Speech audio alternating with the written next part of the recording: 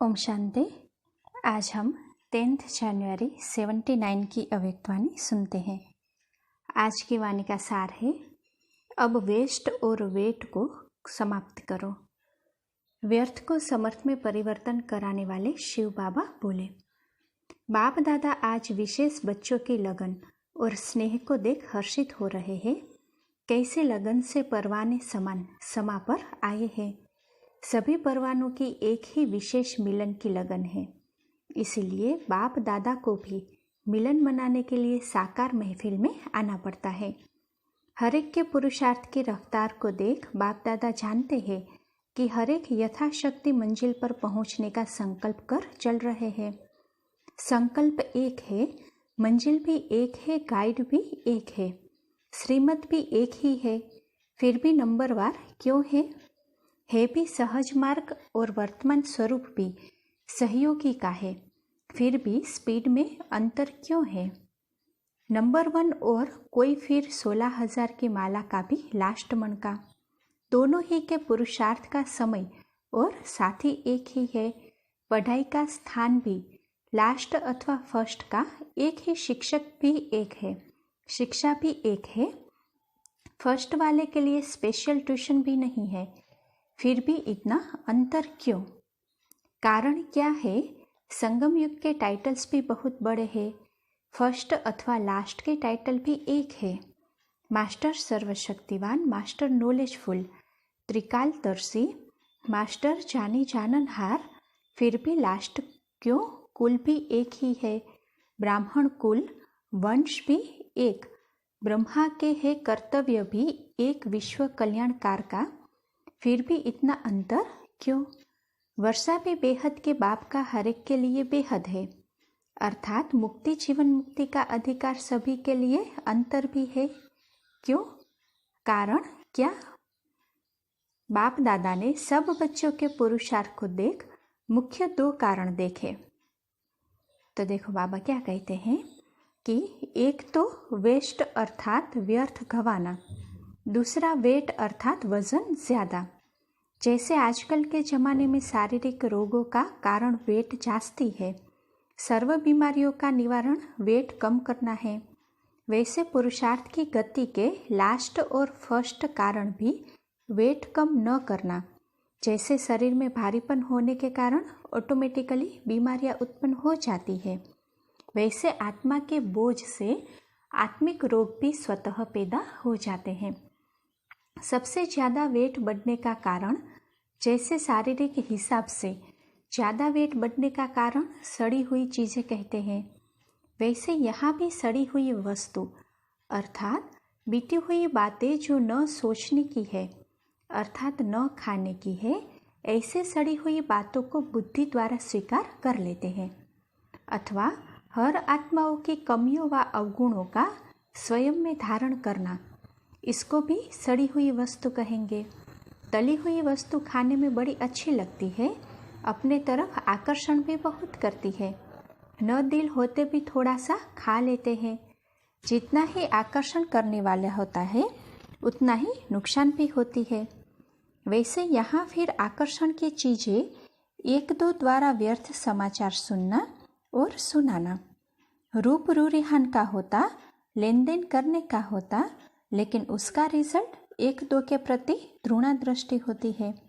समझते हैं मनोरंजन है, लेकिन अनेकों के मन को रंज करते हैं। तो बाहर का रूप आकर्षण का है, लेकिन रिजल्ट गिराना है। ऐसी बातों का बुद्धि द्वारा धारण करना अर्थात सेवन करना, इस कारण वेट बढ़ जाता है।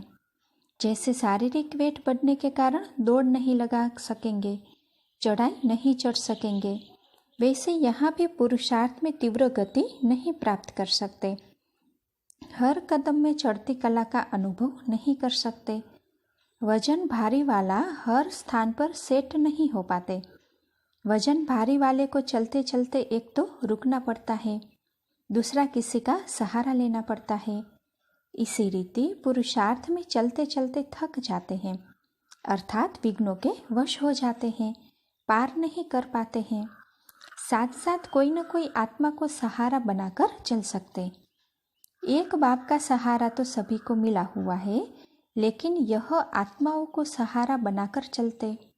अगर थोड़ा भी आत्माओं का सहारा अर्थात सहयोग नहीं मिलता तो चल नहीं पाते। बार बार कहेंगे सहयोग मिले तो आगे बढ़े, चांस मिले कोई बढ़ावे तो आगे बढ़े, क्योंकि स्वयं भारी होने के कारण दूसरे के सहारे द्वारा अपना बोझ हल्का करना चाहते हैं। लेकिन बाप दादा भी कहते हैं वेट कम करो। इसका साधन है जैसे शारीरिक हल्केपन का साधन है एक्सरसाइज, वैसे आत्मिक एक्सरसाइज योग अभ्यास द्वारा अभी अभी कर्म योगी अर्थात साकारी स्वरूपधारी बन साकार सृष्टि का पाठ बजाना, अभी अभी आकारी फरिश्ता बन आकारी वतनवासी अव्यक्त रूप का अनुभव करना, अभी अभी निराकारी बन मूल वतनवासी का अनुभव करना, अभी अभी अपने राज्य स्वर्ग अर्थात वैकुंठवासी बन देवता रूप का अनुभव करना। ऐसे बुद्धि की एक्सरसाइज करो तो सदा हल्के हो जाएंगे, भारीपन खत्म हो जाएगा, पुरुषार्थ की गति तीव्र हो जाएगी, सहारा लेने की आवश्यकता नहीं होगी। बाप के सहारे अर्थात छत्र छाया के नीचे अनुभव करेंगे, दौड़ लगाने के बजाय हाई जंप वाले हो जाएंगे। तो साधन है एक एक्सरसाइज, दूसरा है खान पान की परहेज करो। जो बुद्धि द्वारा कोई भी अशुभ वस्तु का सेवन करना अर्थात धारण करना, इसकी परहेज करो। जो सुनाया सड़ी हुई और तली हुई वस्तु का सेवन नहीं करो। दूसरा, वेस्ट न करो। क्यों वेस्ट करते हो? जो वस्तु जैसी मूल्यवान है उसको वैसे यूज न करना, इसको भी वेस्ट कहा जाता।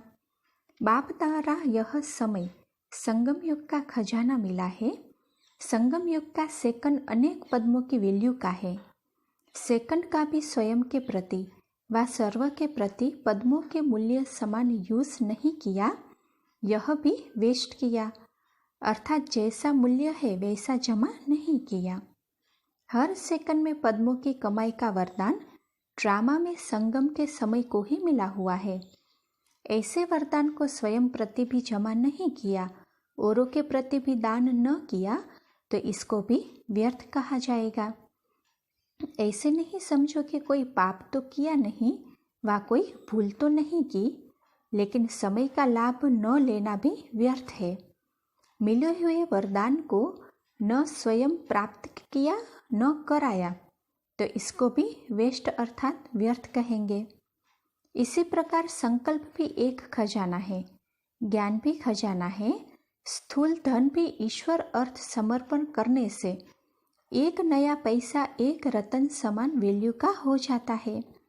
इन सब खजानों को स्वयं के प्रति व सेवा के प्रति कार्य में नहीं लगाते तो भी व्यर्थ कहेंगे।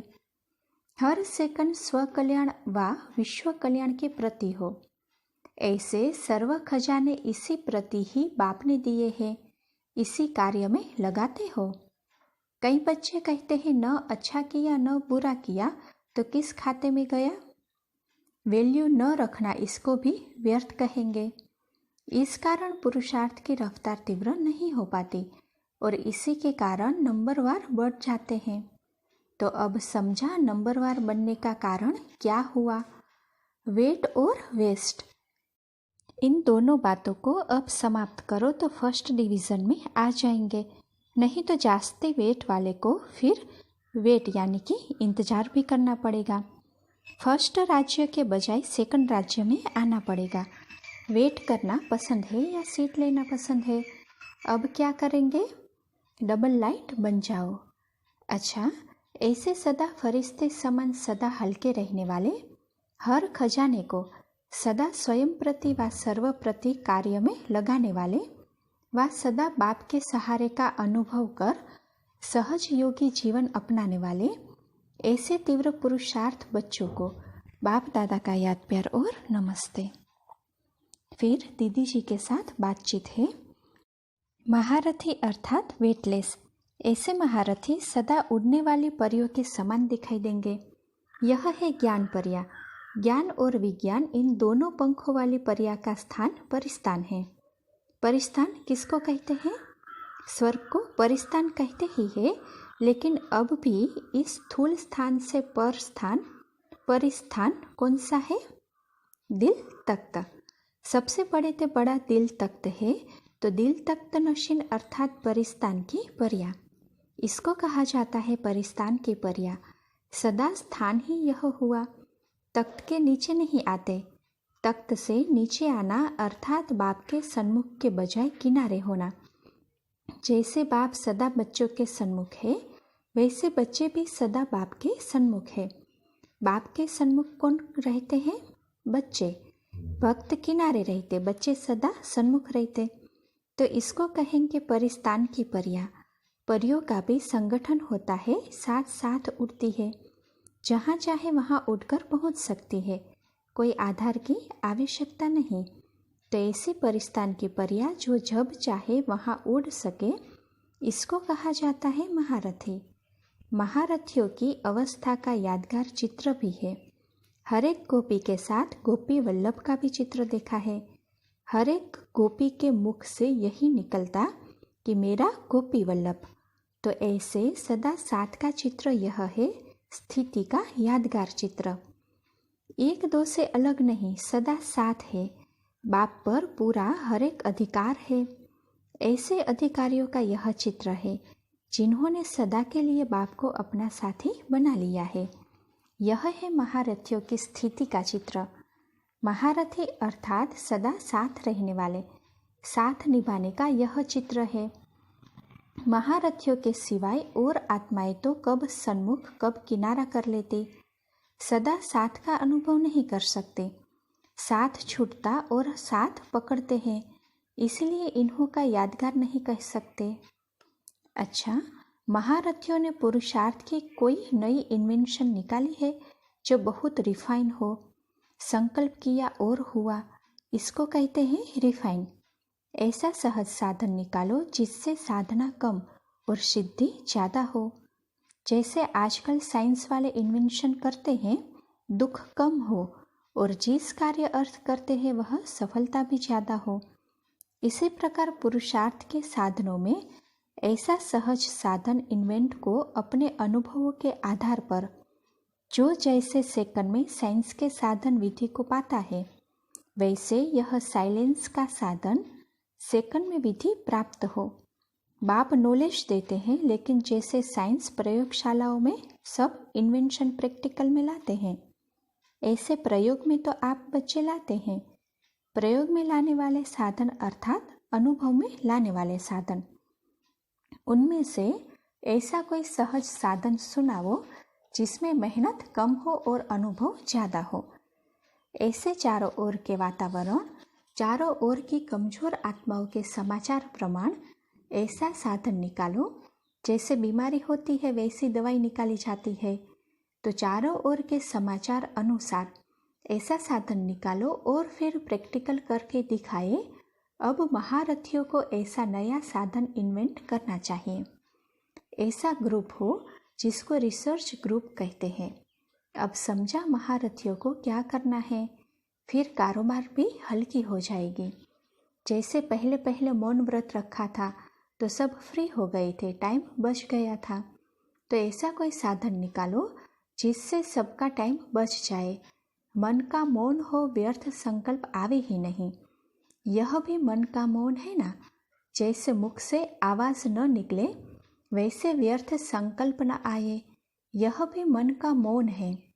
तो व्यर्थ खत्म हो जाएगा, सब समय बच जाएगा, तब फिर सेवा आरंभ होगी।